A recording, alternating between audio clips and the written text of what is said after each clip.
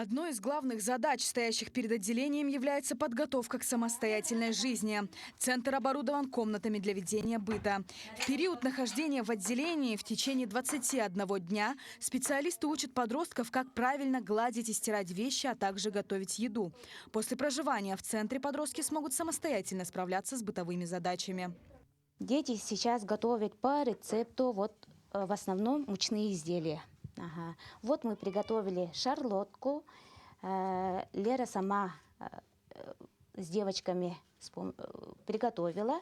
Нарезали яблоки и вот остальное, да.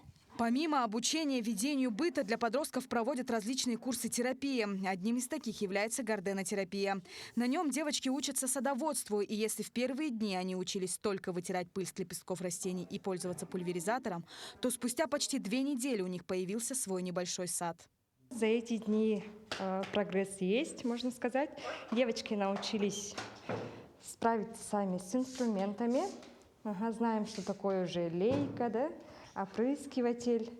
С лопатами очень хорошо работают. И, соответственно, с почвой.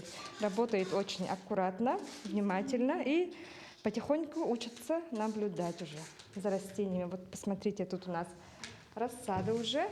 Это сами посадили, зелень тоже сами сажали и уже вовсю наблюдают.